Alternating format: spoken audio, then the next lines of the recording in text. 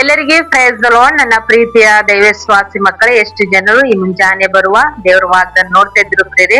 ನಿಮ್ಮೆಲ್ಲರಿಗೂ ನಾನು ಯೇಸು ಕ್ರಿಸ್ತನ ನಾಮದಲ್ಲಿ ನಿಮ್ಮೆಲ್ಲನ್ನು ವಂದಿಸುವಂತಳಾಗಿದ್ದೀನಿ ಪ್ರೇರೆ. ಮುಂಜಾನೆ ಸಮಯದ್ದು ಪ್ರಾರ್ಥನೆ ಮಾಡ್ಕೊಂಡಿದ್ರ ಪ್ರೇರೆ, ವಾಕ್ಯನ ಧ್ಯಾನಿಸ್ಕೊಂಡಿದ್ರ ಪ್ರೇರೆ. ಮುಂಜಾನೆ ಸಮಯದಲ್ಲಿ ದೇವ್ರು ನಮ್ಗೆ ಎಷ್ಟು ಒಳ್ಳೆ ಅದ್ಭುತ ರೀತಿಯಾಗಿ ದೇವ್ರ ವಾಗ್ದಾನ ಮುಖಾಂತರವಾಗಿ ಮಾತಾಡ್ತಾ ಇದ್ದಾರೆ ಪ್ರೇರೆ.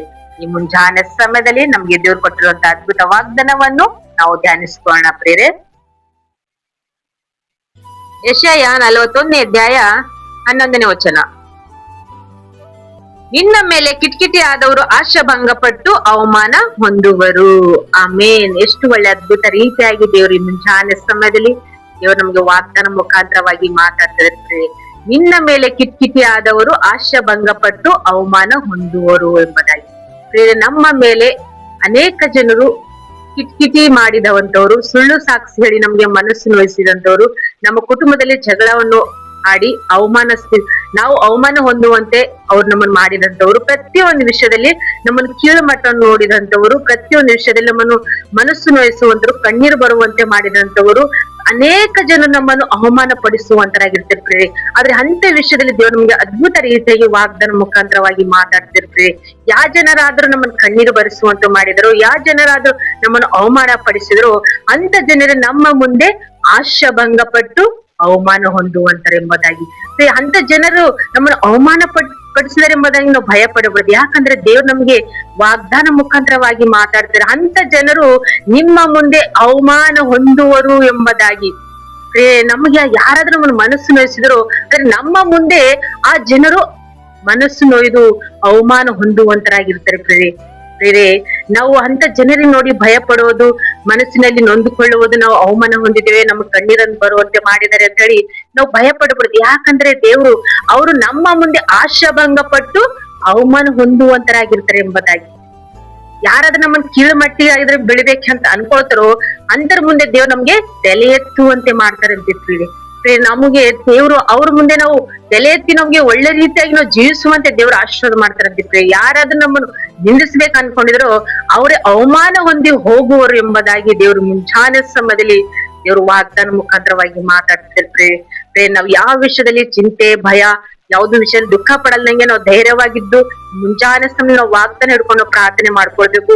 ನಮ್ಮ ಮೇಲೆ ಕಿಟಕಿಟಿ ಆದವ್ರನ್ನು ಅವರು ಆಶಾಭಂಗ ಪಟ್ಟು ಅವಮಾನ ಹೊಂದುವಂತರು ಎಂಬುದಾಗಿದ್ರೆ ಈ ವಾಗ್ದಾನ ಗಟ್ಟಿಯಾಗಿ ಹಿಡ್ಕೊಳ್ಳೋಣ. ನಮ್ಮ ಮೇಲೆ ಅನೇಕ ಅವಮಾನಗಳು, ಅನೇಕ ಶೋಧನೆಗಳು, ಎಷ್ಟೇ ಕಿಟಕಿಟಿ ಆದಂತ ಪ್ರತಿಯೊಂದು ಶೋಧನೆಗಳು ಬರ್ಲಿ, ಅದ್ರ ನಾವು ಭಯ ಪಡಬಾರ್ದು. ನಮ್ಮ ಮುಂದೆ ಅಂತ ಶೋಧನೆಗಳು, ಅಂತ ಕಿಟಕಿಟಿ ಆದ ಜನರಿಂದ ದೇವ್ರು ನಮ್ಮಿಂದ ಅವಮಾನ ಹೊಂದಿ ಅವ್ರು ಹೋಗುವರು ಎಂಬುದಾಗಿ ದೇವ್ರು ವಾಗ್ದಾನ ಮುಖಾಂತರವಾಗಿ ಮಾತಾಡ್ತಿದ್ರೆ. ಅಂತ ಜನರಿಂದ ದೇವ್ರು ನಮ್ಮನ್ನು ತಪ್ಪಿಸಿ ನಮ್ಮನ್ನು ಒಂದು ಉನ್ನತ ಸ್ಥಿತಿಗಿಟ್ಟಿ ದೇವ್ರು ನಮ್ಮನ್ನ ಆಶೀರ್ವದಿಸ್ತಾರೆ ಎಂಬುದಾಗಿ ಮುಂಜಾನೆ ಸಮಯ ದೇವ್ರು ನಮ್ಗೆ ವಾಗ್ದಾನ ಮಾಡಿದ್ದಾರೆ. ವಾಗ್ದಾನ ಹಿಡ್ಕೊಂಡು ನಾವು ಪ್ರಾರ್ಥನೆ ಮಾಡ್ಕೋಣ. ಪ್ರತಿಯೊಂದು ವಿಷಯದಲ್ಲಿ ದೇವ್ರು ನಮ್ಗೆ ಜಯವನ್ನು ಕೊಟ್ಟು ನಮ್ಮನ್ನ ನಡೆಸ್ತಾರೆ ಪ್ರೇರೆ. ಎಲ್ಲರೂ ಪ್ರಾರ್ಥನೆ ಮಾಡ್ಕೋಣ. ಕಣ್ಗ ಮುಚ್ಕೊಳ್ಳಿ. ಪರಿಶುದ್ಧನೆ ಅಪ್ಪ ತಂದೆ ಸ್ತೋತ್ರವಾಗಲಿ ಎಸ್ಸೆಯ. ಈ ಮುಂಜಾನೆ ಸಮಯದ ಎಷ್ಟು ಜನರು ವಾಗ್ದಾನ ನೋಡ್ತಾ ಇದ್ರಪ್ಪ, ಈ ವಾಗ್ದಾನ ಅವರ ಜೀವಿತದಲ್ಲಿ ತಂದೆ ನೀವು ಆಶೀರ್ವದಿಸುವಂತ ದೇವರಪ್ಪ.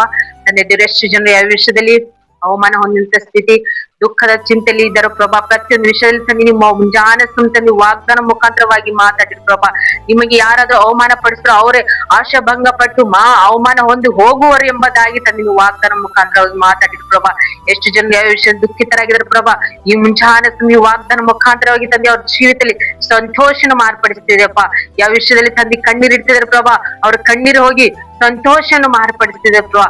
ಪ್ರತಿಯೊಂದು ವಿಷಯದಲ್ಲಿ ತಂದೆ ಅವರು ದುಃಖವಾಗಿರುವಂತಹ ಜೀವಿತವನ್ನು ಪ್ರಭಾ ತಿರುಗಿ ನಂದಾವರ್ತಿ ಸಂತೋಷಗಳಾಗಿ ಮಾರ್ಪಡಿಸಿದ್ದಾರೆ ಪ್ರಭಾ.